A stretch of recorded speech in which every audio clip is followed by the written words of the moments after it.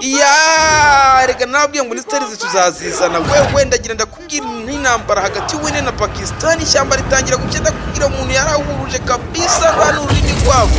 barahuzanira ndakwereka abagabo babateze kabisa barimo gutka ibintu n'umuyonga abandi natite turabe n'Ubuhinde kabisa rero babatumitse biza ni ibintu byivire mu isanzwe n'ibyoga barabara abantu basanzwe kabisa nakwereka umuntu araguruka gisiga umuntu yumva mashini gadi za burende rikigereka da yankwereke ni imashini acisha amasasu na 500 icyarimwe bari kurwana ibintu bimeze nk'ibicurama kabisa ugenda binagudutunda bitwika kabisa byangiza ubona ikintu bikabije intambara yibereyeho mu Rwanda bahita bagubika hasi nta ni segonda kabisa yanda kwera kuragwa roti trend unati ndakubitisha umunwa n'imipanga n'imiworo kugira ngo nabana basangwa gutaka kubanya gihugu abantu barake kabisa barashaka ubutaka erega imitungo buri izagata imitungo izagakora we urundura kubita abantu 500 icyarimwe kabisa ubona kuri kubangiza rurasi muri 700 rasiri impande nk'icumi ruragira barakwereka baruturitse we ariko imbunda nk'iri wayima kabisa nanjye nakubikira abantu ubona ko abasore bacanga bakabije we intambara kabisa intambara iteye kurumura mutapfu ubona ko ikaze cyane gice nigeze kuindi ntera filime zani kubita ndakubwira we kintu sabwa ni subscribe yonyine wani nkajya nkugeza ibyiza biteye ubwoba we baburiye ari 500 bayireye kubakica umwanza bagoye barukaze n'urumashini uragwereka mwenge yabo kabisa umuntu waruteye ubwoba bisa banda bafata ku mazi n'akamba bari kwandika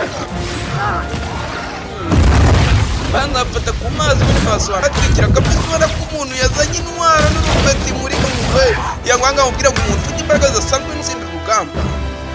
bana ko umugabo yarazamutse ko yagira gukweretse mu isanzure kabisa kwe gutaruza yeni zabatwikisha imbaraga n'imirimo iteye ubwoba yakumbise ibinashe by'abasara bitwikira kabira ngo lengera umwana vaye hano giye ntambara niyo nshaka ndakwanisha inyugunyugu n'ibisiga n'umuriro moto zakuru kabisa nakangana filime kinyesha ngene narababwiye ngo zayibazanira we amukira cyo bagize ngo hari imikino sangaho bose ko abana babatubize kasa Ubuhinde Pakistan agira ngo bwira ngo barashaka kugira gusubira mu gihugu kimwe se Pakistan iratsinda cyangwa n'Ubuhinde yankubwira ngo ahinde n'ibikabo biteye ubwoba bamwere ku bugabo rwaturutse mu isanzu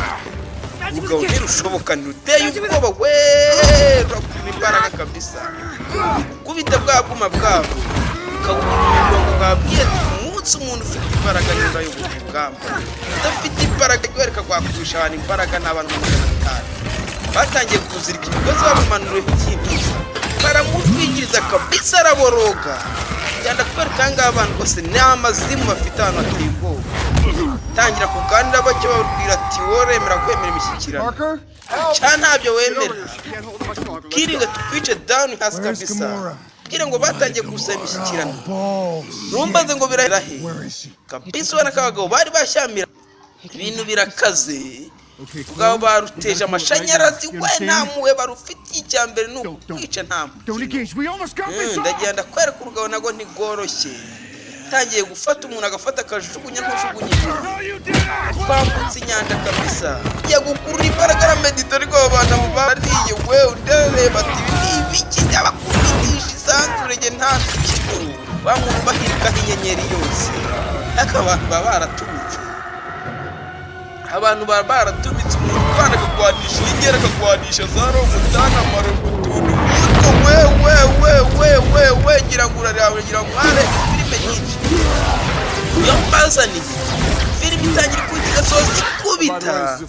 nta miyaga kabisa iragira umuntu yo hasi byo hejuru bakazamura ibintu ngibyo bimeze nk'ibinyururu